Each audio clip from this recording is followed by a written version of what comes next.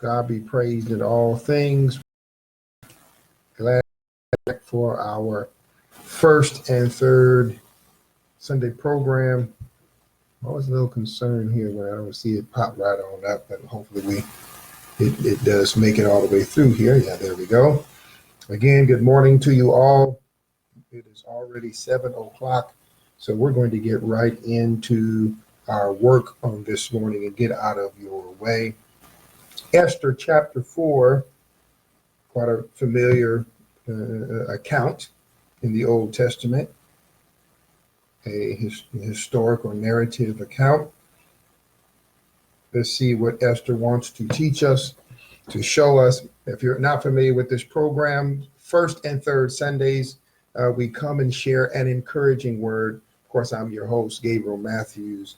No more than 30 minutes, and we don't have to take the whole 30 minutes, but we like to come and just share something we hope will be uplifting, but not just uplifting, that also will be edifying, that even will be equipping. And again, we don't have any intention or desire to be here long. We want to get in and get out and give you something to chew on, to hold on to, get through this day and maybe even through the week. That said, Esther chapter 4, we are there starting at verse 10, as you see. Here's what it says.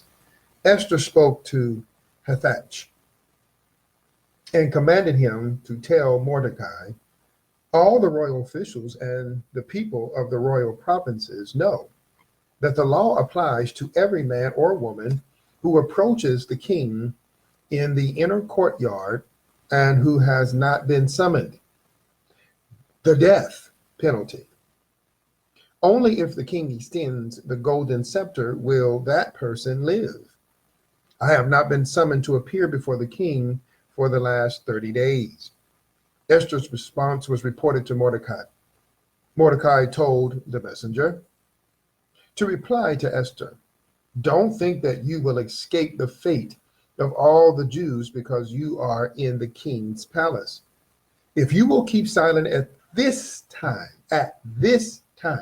liberation and deliverance will come to the Jewish people from another place, but you and your father's house will be destroyed.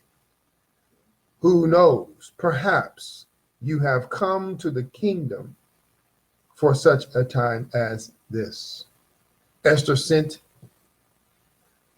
this reply to Mordecai. Go and assemble all the Jews who can be found in Susa, and fast for me. Don't eat or drink for 3 days, night and day. And I and my female servants will also fast in the same way. After that, I will go to the king, even if it is against the law.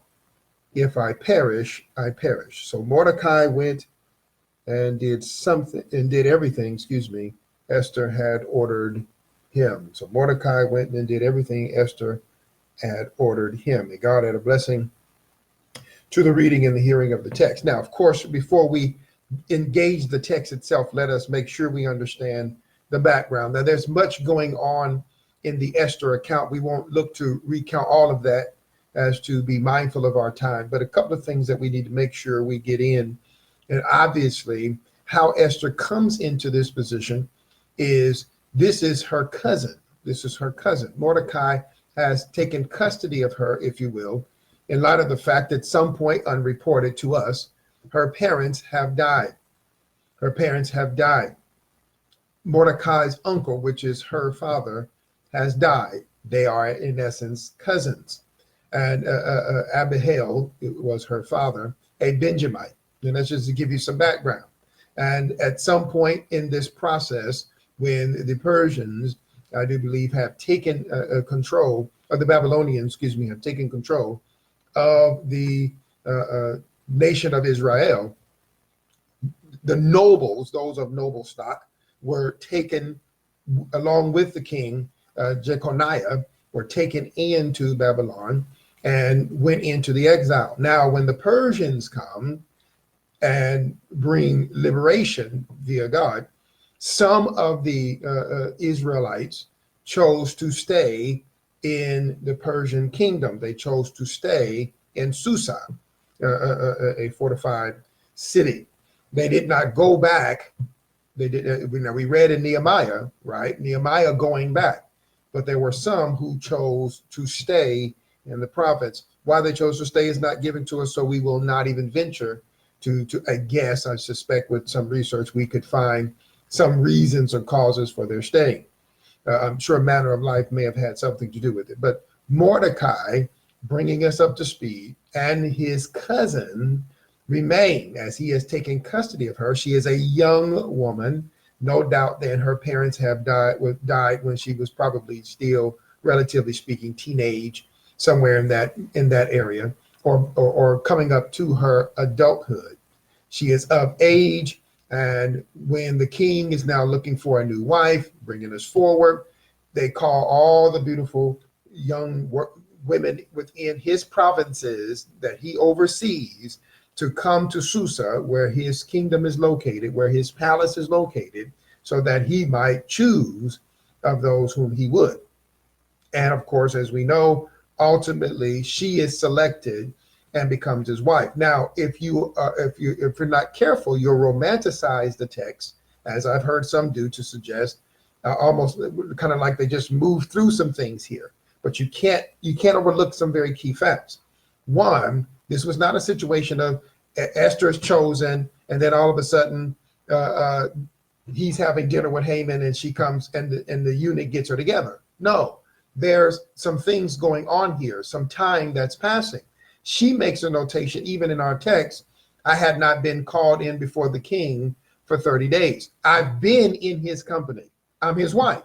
I've been in his presence. And I want to unromanticize the text to make sure we understand that as he is moving here and there, as he is going through, and he was a bit of an emotional guy, but also a king, so you got to work with it. And so when Mordecai thwarts the efforts, the plot to kill him of the two eunuchs, that brings Mordecai into a place of favor.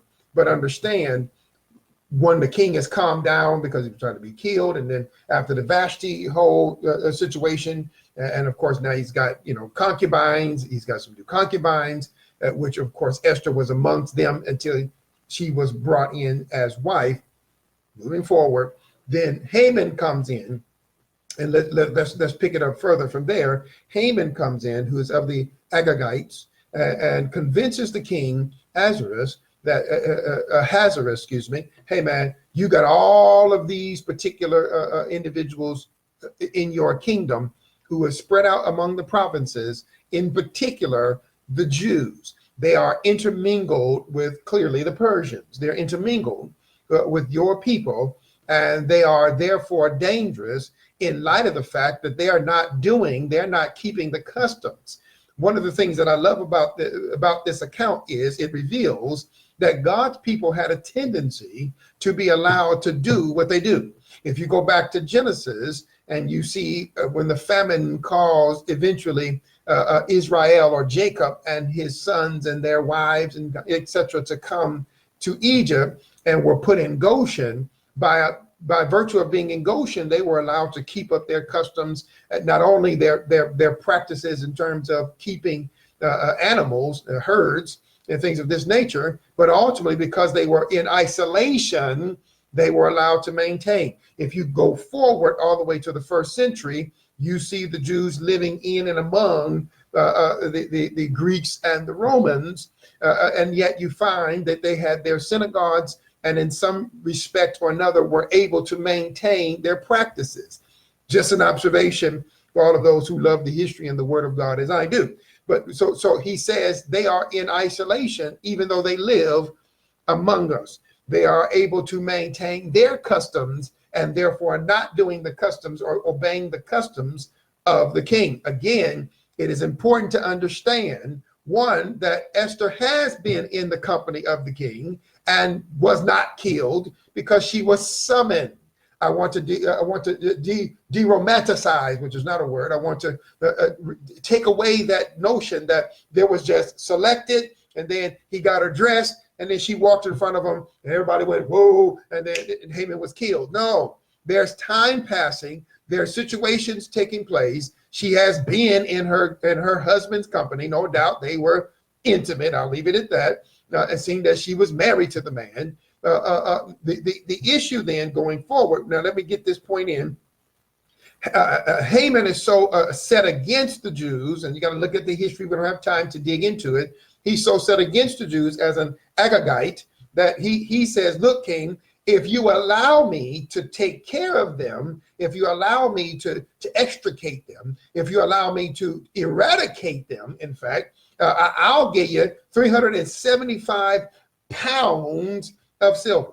Haman is not some hater. We got to be careful. Again, I've heard some preach this, and I just want to set some records straight here. Haman is not simply some hater who has just popped up on the scene, who's broke and mad and want to just shoot a few people. No, this man is saying, look, I'll give you 375 pounds. This is not somebody who you trying to get a job and they're trying to get the same job and they whisper a little something about you. No, this would be somebody who comes in and can completely and utterly destroy any chance you get ever of working in an entire industry. That's I want to make sure you get the circumstance here. Haman is saying, look, man, I can afford to give you 375 pounds of silver, and I of myself will build these gallows. I will pay for it to be done. And it's not just one hangman's noose.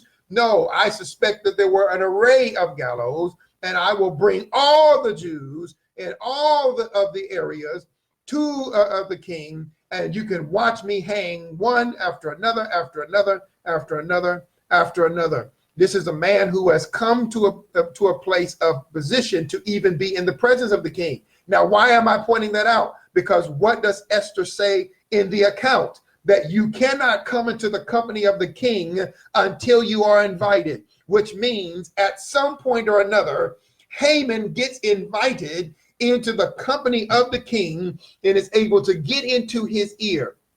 Let me pause there for a minute so that you realize just how serious this is. This man has been favored. The scepter has been dropped because, as Esther says, not a man or a woman, not a woman or a man, let me say it in reverse, can come into the see, it's not just that whole when it comes to women. No, this guy is so erratic. This guy is so serious about his authority and his glory as king. No one can come into his company, period. You can't even walk up into the courtyard where he's located unless he has lowered the scepter. And matter of fact, he has invited you, because if he has invited you, he hasn't called for you, then you will be put to death. You will get the death penalty. So understand, Haman has found favor with King Ahasuerus, so to the point that he has been invited into the king's company. Do you understand? The man who has a murderous plot against the Jews has been invited to the king's company. I don't want you to miss that. And he comes in and says, hey, man, I've identified that there is an issue amongst your kingdom, and already having had 2 eunuchs try to rise up and kill him. Hey, I think you got an even worse problem, those Jews. Oh, we took care of those eunuchs. That's nothing. But I think you got a worse problem, those Jews. Now imagine an erratic king, a king who swings emotionally. He gets rid of his wife because she doesn't please him, calls for more women to come. He hears about these 2 eunuchs, wipes them out. And now this man who has found favor, who has been called into his company to get close enough to whisper into his ear, says, hey man, you got a worse problem, an entire nation of people who is among your people, not doing what you do, not honoring your custom. Man, I'll give you 375 pounds of silver. Let me take out your enemy for you. Ah, there it is. You get it? So that you understand the magnitude. It's not just the Jews will be killed. The Jews are being targeted by someone who has an ongoing, resounding hate for them, and the king is going to sign off an edict and give it his signet ring that says, by all means, in my authority, go out in my authority, when a king gives you his signet ring, it is to signify, signify that literally it is the king who is doing this. This is the king's plot. He's not just happy with what Haman is saying and getting that 375 pounds of silver. No, he's saying by taking off his signet ring and giving it to Haman, I am you, you are me, we are in perfect agreement. Therefore, your plan is mine.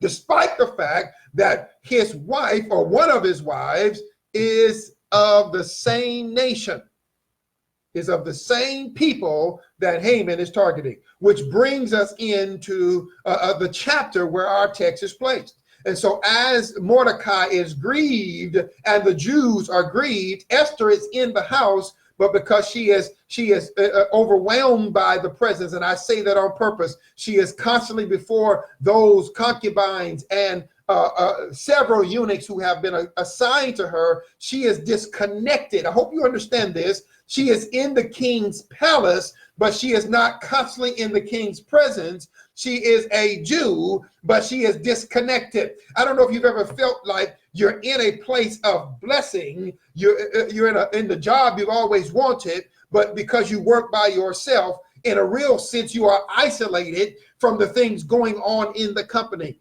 I worked in a satellite office. The company was doing quite well, but I worked in a satellite office in another city. And so unless somebody reported to us the things that was happening in the corporate office, those few of us, 3 or 4 of us, as a matter of fact, 4 of us who were in the satellite office, unless we were called in and given any kind of report of what was happening in the corporate office, we were cut off. We were disconnected. Now, it ain't nothing like Esther, but imagine being in the corporate office, imagine being in the main space, but because of how you're being handled, that's reaching somebody, because of how you're being cordoned off, because of, and you thinking, man, I'm doing well, but in real truth, you are cut off. You are cut off from what's going on right under your nose, what's happening right under your nose.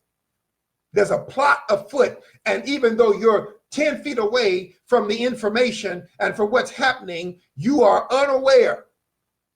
Satan has an amazing ability to occasionally get us off in places of isolation and get us saying, okay, this is a good place to be.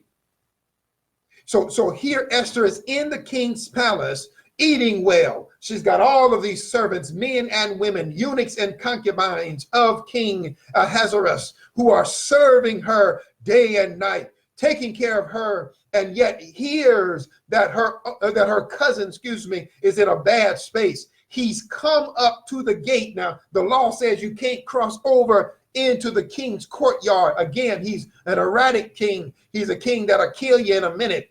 But he comes up to the gate in sackcloth and ashes, and the king doesn't want any kind of grieving around him. He doesn't want any kind of that. That's not their custom. That's not their way. And sackcloth and ashes is a sign of grieving. And the king doesn't want, I could say some stuff here, but let's move on. Doesn't want any of that kind of stuff around him. So Mordecai is there, and Esther catches wind that Mordecai has come, and she says, hey man, eunuchs, one of her eunuchs, go down there and see what's going on and take my cousin some clothes, because he's gonna get killed if he does this. Doesn't matter that he saved the king. The king is erratic. The king moves with every whim that satisfies him in the moment, even the most terrible of those whims. If it means killing a bunch of people, the king, if it satisfies him in the moment, kill him. If it means taking young damsels and making them his wife, do it. Whatever satisfies the king in any given moment, even in his most erratic moments, the king will do it.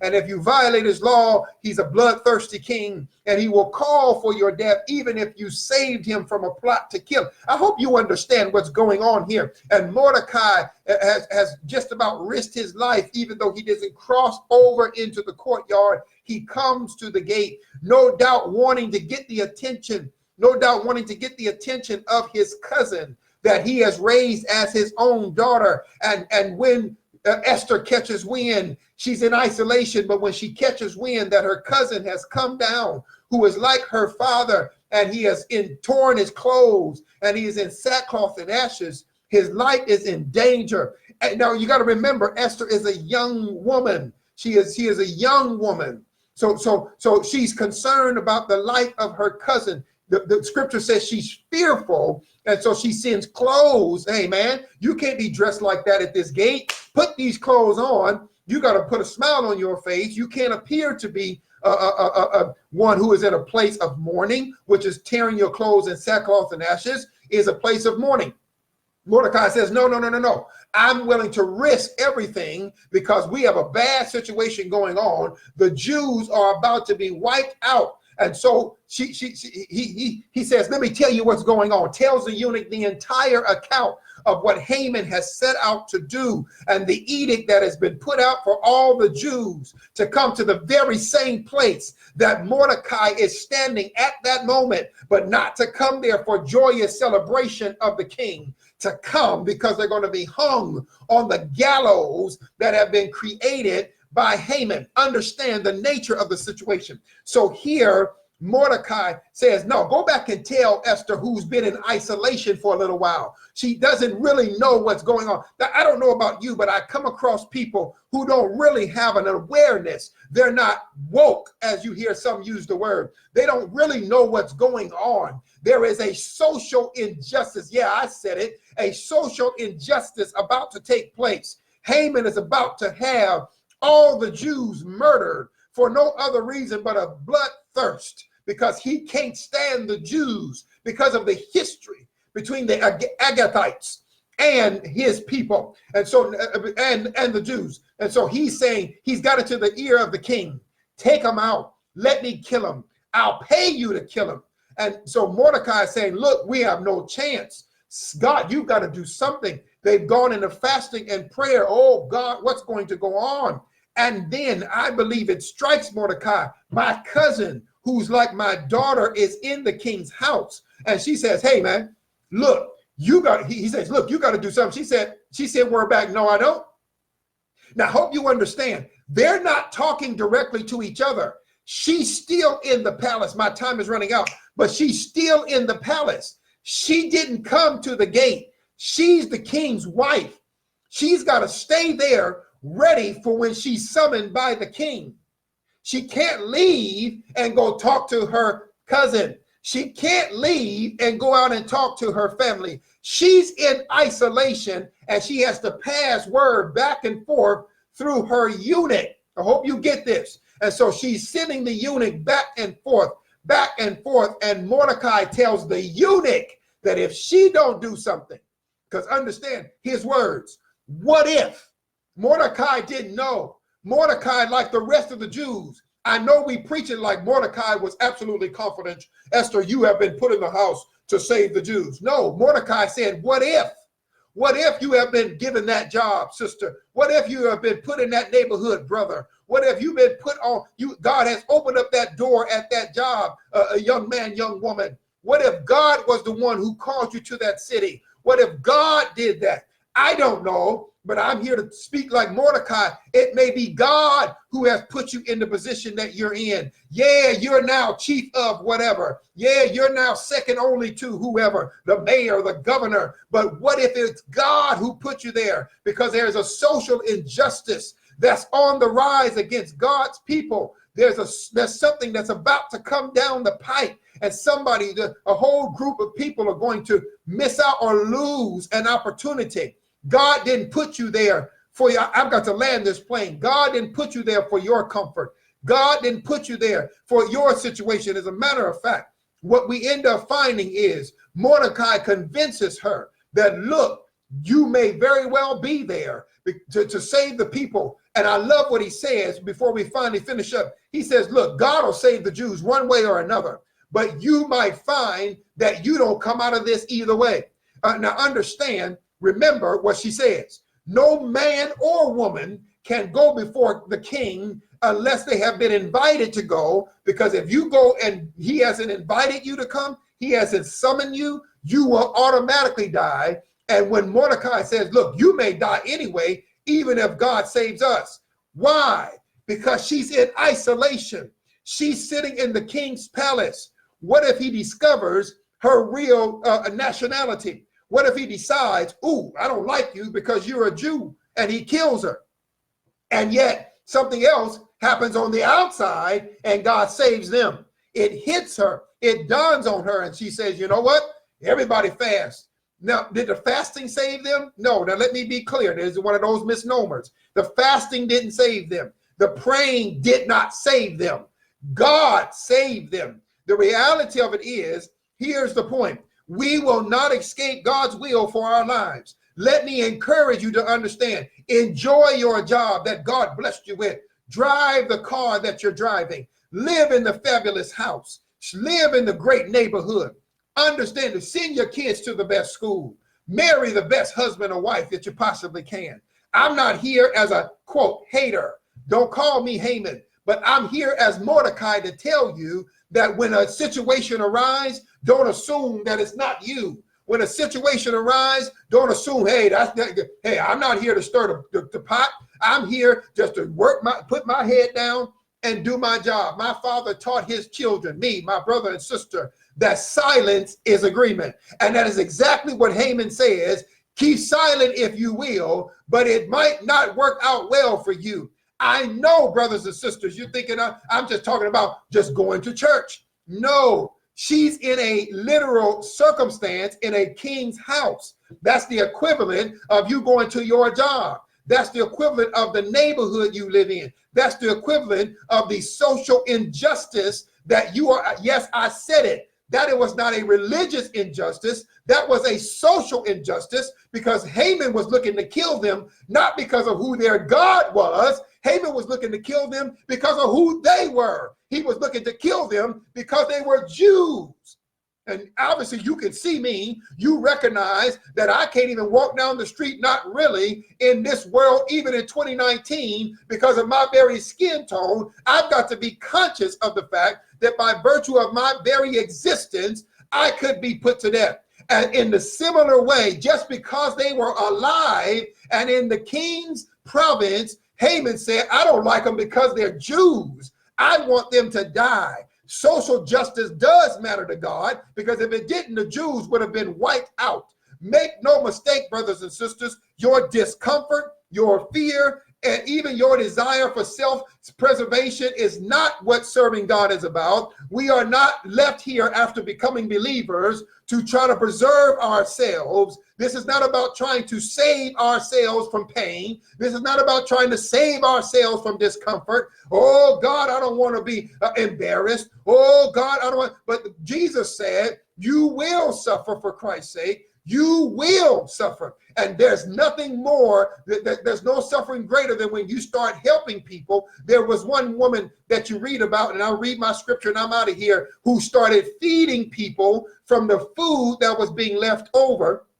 She worked for a restaurant and she wanted to start feeding the homeless. She said, why throw all this food away? Let's start feeding. Another lady did the same thing, working for a school district, working at a school as the head of the cafeteria. She's just started feeding the hungry children after school. And when they found out about it, she lost her job. That ain't got nothing to do with religion. But we are supposed to be people who love people. We are supposed to be people who care about people. So understand this. If you are trying to serve God in the position of your comfort, isolated and just unto yourself, and you don't want nobody to mess with your money. You don't want nobody to mess with your job. You don't want nobody to mess with your neighborhood. It'll come right down your neighborhood. It'll come right to your job. It'll come right to your desk. It'll come right to your factory. It'll be right in your own house, your own children, your husband, your wife, your nieces, your nephew. You don't want to say anything because you don't want to be uncomfortable. You don't like hearing about racism and bigotry and misogyny. Oh, I just don't want to hear about it.